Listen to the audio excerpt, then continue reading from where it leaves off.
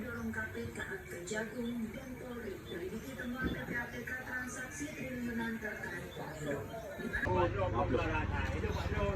Kelompok kaya nah.